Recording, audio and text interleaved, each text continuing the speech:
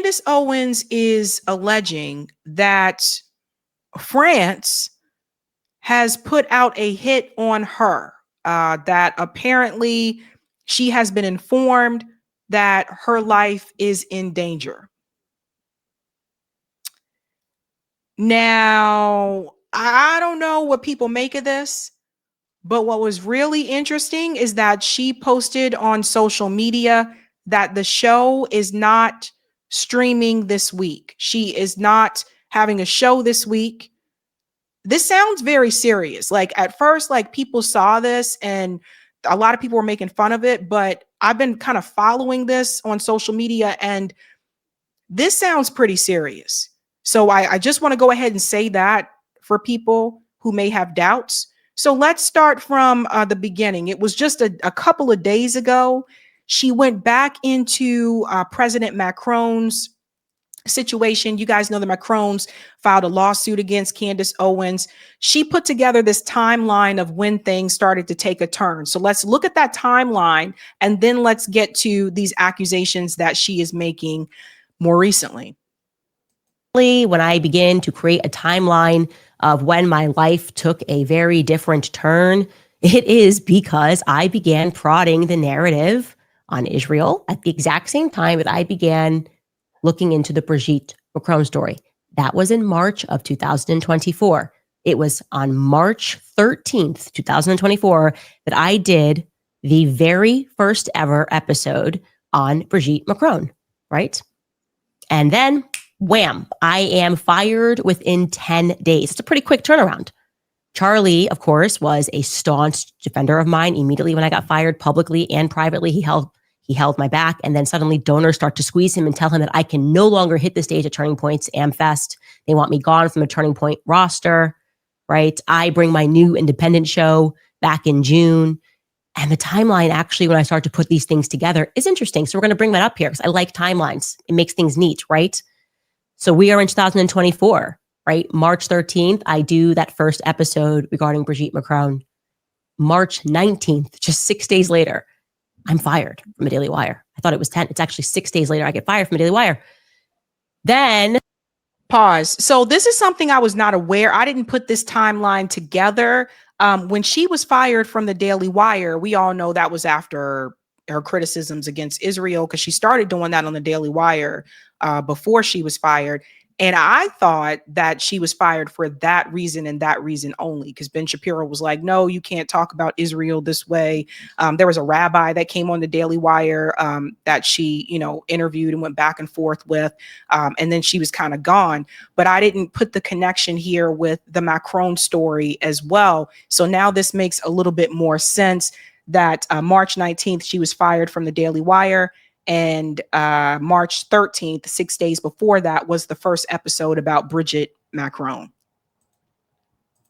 In mid-November, I begin communicating with Xavier Poussard regarding the potential to interview him during an upcoming trip to London. Xavier Poussard is the person who wrote the Becoming Brigitte book. He has never been sued for defamation.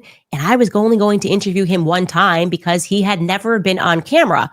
I thought that would be a great get. And I still believe that Brigitte Macron was born a man named Jean-Michel Trogneau. Suddenly, on December 3rd, before I interview him, I receive the first ever cease and desist letter from Brigitte Macron and her lawyers. And the funny thing is, I didn't receive it. They sent it to a really strange inbox that was not monitored, right? This is on December 3rd. You can see, please see attached the time-sensitive legal correspondence sent on behalf of our clients, President Emmanuel Macron and Brigitte Macron. We urge you to provide this correspondence to legal counsel promptly. They sent it to the Club Candace info. I was totally a random box sent it to, so we didn't get it. We go back to our timeline. That's December 3rd. And 7 days later is when it's announced that Satis, that's when it's publicly announced that Satis, that French company, has inked a deal in Wilmington, Delaware for a hangar. Okay. So let's pause here about the inbox. She says that they sent that cease and desist letter to an inbox. Apparently that wasn't active. It could have been an older one or something like that. You would have thought that they would have sent an email response system.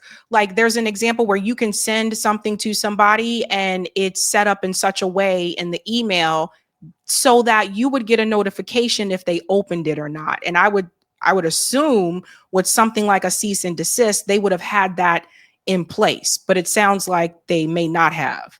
Let's go on a little bit more here. Only a French company, the CEO who knows Emmanuel Macron, we've confirmed that, decides they're going to sign a 2-year lease for an airport hangar to do what? To paint planes. I'm not kidding. Elsewhere in that article, it tells us that it's a French multinational company that specializes in the painting of aircrafts, and they plan to open for business in a hangar not far from Wilmington Airport come the new year. So in 2025, this is going to be their hangar. Okay, interesting. Back to our timeline. That is publicly announced on December 10th. And then on December 18th, Tom Clare sends another follow-up email regarding the cease and desist. And again, I don't receive it because he's sending it to this random box. I am forever thinking in my brain now, what if I had received it? I would have been spooked. I would have thought that they were monitoring communications between me and Xavier Poussard, the obvious answer, because I hadn't been speaking about Brigitte Macron on my podcast. So yeah, this is interesting about the cease and desist. Yeah, they were pretty pissed with Candace for that particular series. Let's go to another part here of this video where she gets into a little bit more information about what she was told via text message by Charlie Kirk about the White House and their implication in this. Listen to this part. It goes viral because it was a shocking story, an unbelievable story. Oh, sorry. First episode of Becoming Brigitte. Brigitte season 1 airs. And obviously this show goes viral because it was a shocking story, an unbelievable story. People worldwide are going, what the heck is going on? It's not what the press told us. It really kind of, it shocks your core that the press could be in on telling a lie this big.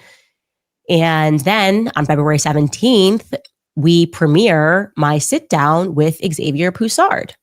Okay. Jumping back into this timeline, that's on the 17th that email comes, that we premiere that sit down interview with Xavier Poussard. And a couple of days later, on February 24th, Charlie Kirk reaches out and he tells me that the White House is asking me to stop speaking about Brigitte. And he tells me that it is related to the peace deal in Ukraine. That is ostensibly the reason on this same day, February 24th, that's how quickly the phone call happened. This is the day that Donald Trump meets with Emmanuel Macron. Do we have that, by the way, the text message between me and Charlie? Here we go. Pause here for a second. So I didn't realize that either, that according to her, that Donald Trump told her basically, stop what you're doing. Stop talking about Brigitte. Stop talking about the Macrons. Kind of weird, right? Like for a podcaster, for the president to contact a podcaster and say, stop talking about this person. What? I feel like we live in a cartoon where like I never thought like the president of the United States would even be interested in what like a podcaster is saying. But she said that he told her to stop talking about it. That's important when we get to the statement that she just made recently. So here are the text messages. Yeah, this is February 24th. I'm showing you guys this now. Hey, I have something to tell you from the White House. They asked me to call you. I'm just the messenger here, but it's important. I say, okay, I'm around, call me. Then we have the phone call.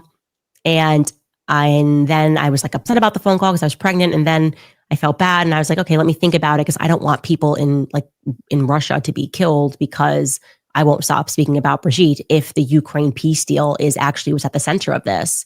And he says, okay. And then I tried to say, I will circle back tomorrow, or maybe I said tonight, call if you want to chat at all. And we did, we chatted. The next day you can see he starts with the White House just asked for your number, FYI. I think POTUS might call you. And that's is not what happened. On February 25th, actually, Sergio Gore called me and asked me to stop speaking about Brigitte. And it felt more like an order than a request. And I did not respond in kind to that.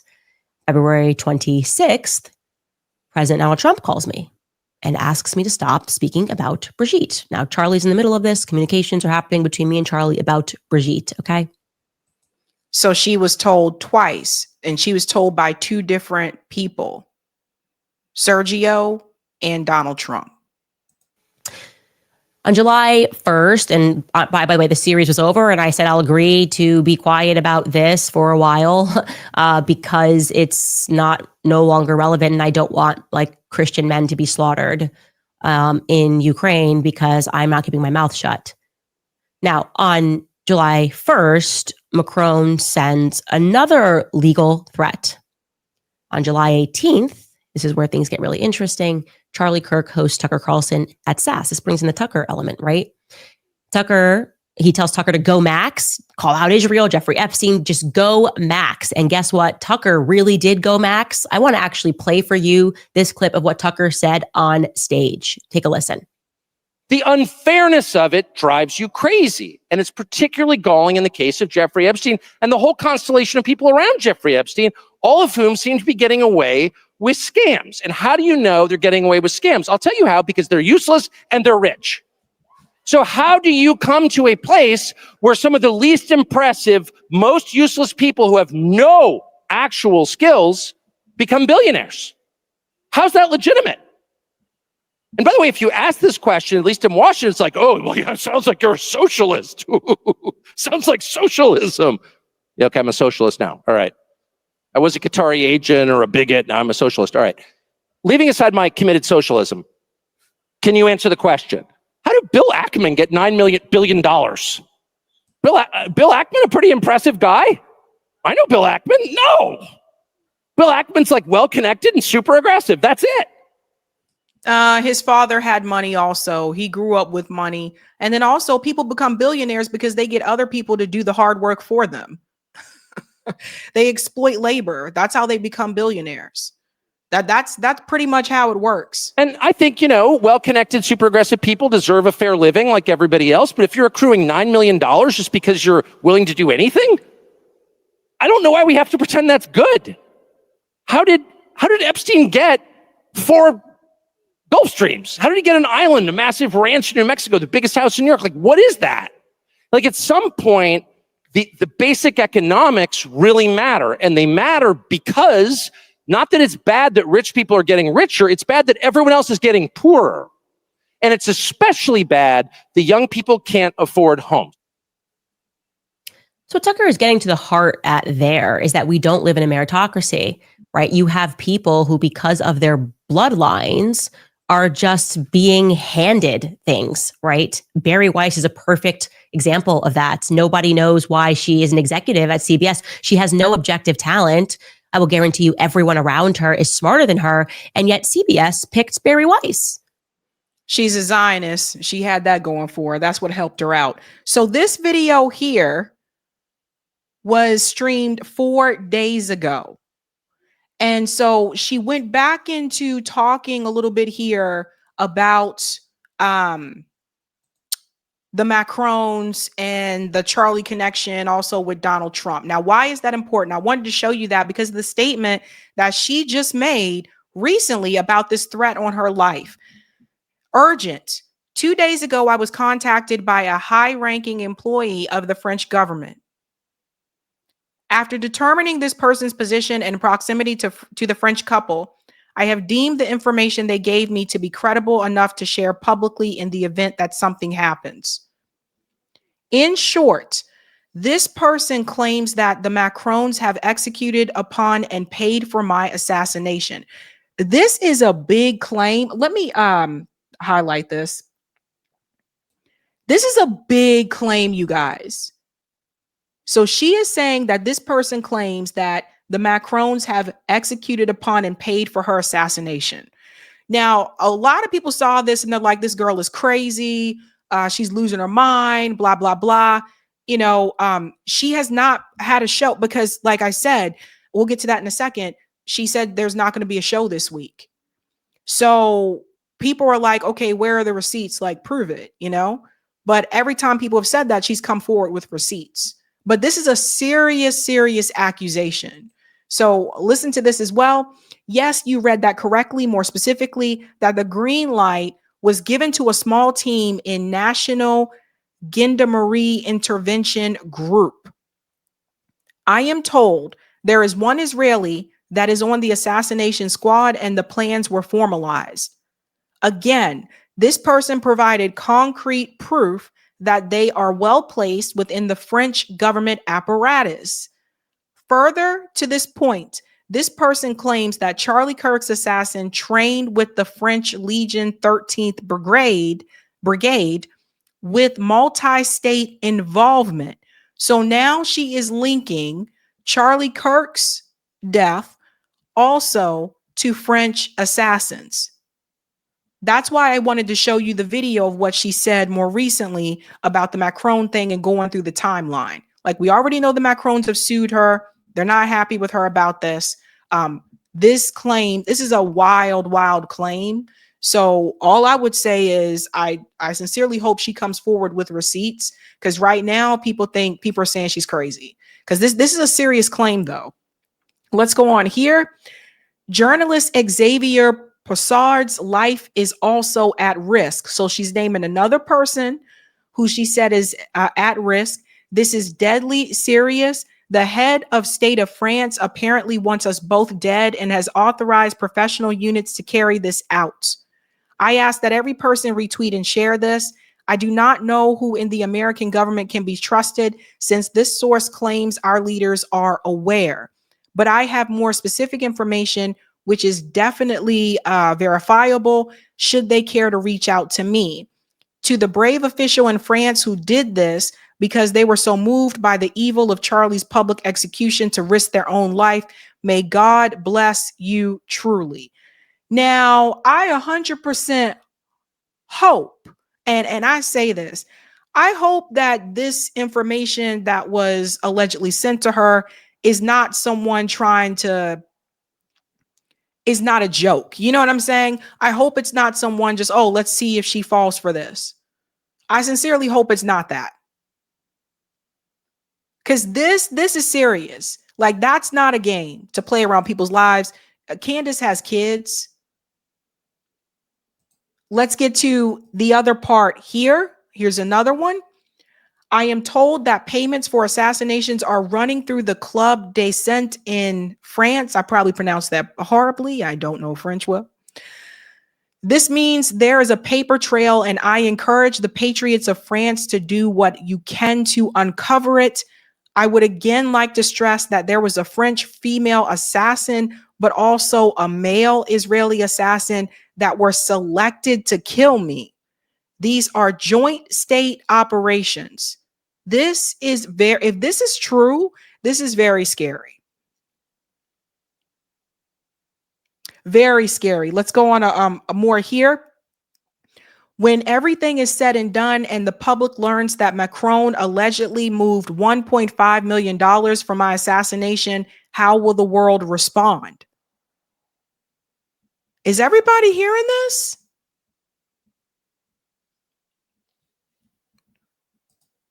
I have informed people in the federal government and the White House of the France and Israeli assassination plot, and am willing to provide full details as well as the name of the assassins and international accounts in France and Canada through which money was exchanged. Beyond that, I have shared more information with the public regarding Brigitte's story I was investigating at the time of Charlie's assassination. This is all available on my Instagram stories. Thank you all for reaching out and praying for my family. Whew. So the question is, do you guys believe this to be true, or do you think this is just a reach? So ask yourself this question: what's in it for them? What would she gain from this by lying, right? Like, she already has it's already said she has the #1 podcast in the world. So we can't say she's doing this because she wants to become the #1 podcast in the world. She's already got that. I wouldn't say she would do this for money. I mean, this is a big leap to try to do that for money. So if you can think of another reason, let me know. Arcane said she would gain nothing. Yeah, I just can't think of what she would gain from lying about that. So here's something I want to show you. Mia, she said, what Candace just revealed is a full-scale 9/11 level emergency for her personal safety. This is a full-blown assassination threat, and anyone with a beating heart should understand she needs maximum protection and prayers immediately. Here's the life-altering deadly pattern everyone must see. On September 10th, 2024, in New Jersey District Court, case number 225, the DOJ documented Haim Braverman's violent threat to kill Candace and her family, an official time-stamped warning preserved in federal filings. Exactly 1 year later, September 10, 2025, Charlie Kirk was assassinated. 365 days exactly. Same exact date, 1 year apart. So I wanted to look this up for myself. And I want to show you this. So the claim about Haim Braverman, Morris Plains man admits to death threats against political commentator. This was published May 22nd, 2025. So this year, just a brief synopsis here. It says Haim Braverman, who's 47, of Morris Plains, admitted to making death threats against political commentator, authorities said on May 6th. Right-wing media personality Candace Owens has said that she was the target of Braverman's threat. So according to this article here, it says that he admitted to it. Earlier this month, Braverman pled guilty before the U.S. District Court Judge Evelyn Podden to transmitting threats in interstate commerce.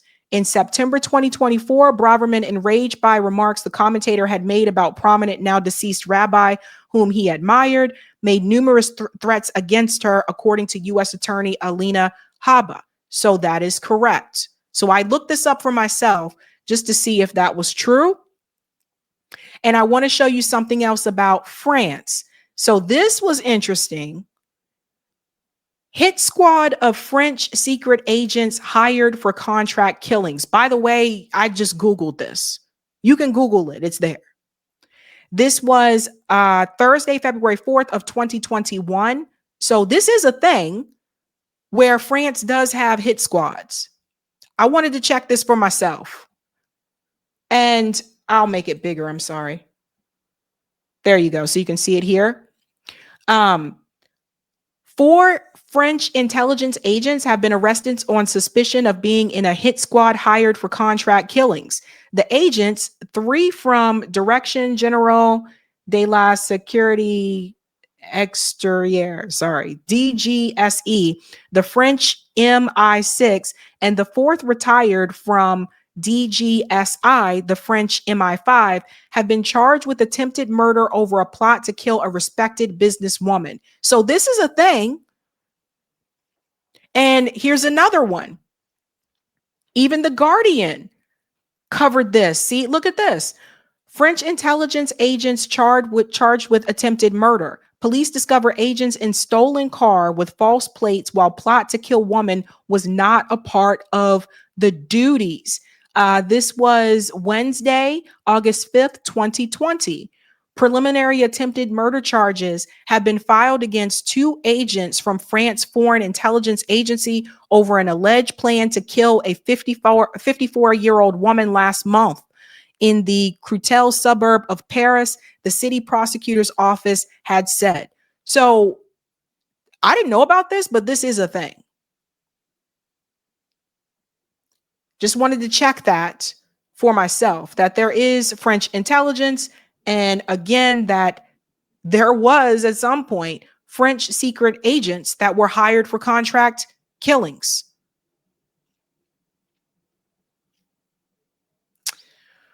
So this is a big deal. I want to tell you this last part here that she said, and then I'm going to tell you about her reaching out to the federal government and why I don't think that's going to really help anything. So she made the announcement, our show will be off the air this week. As an update, both the White House and our counterterrorism agencies have confirmed receipt of what I reported publicly. Now, I want to say confirm receipt. That could mean that, again, it may have been sent to them in such a way that alerts the sender that this email or this correspondence was opened by the person you sent it to. So we don't know for sure if they said something to her or if they contacted her, but you can have an email receipt that lets you know that they opened that email there.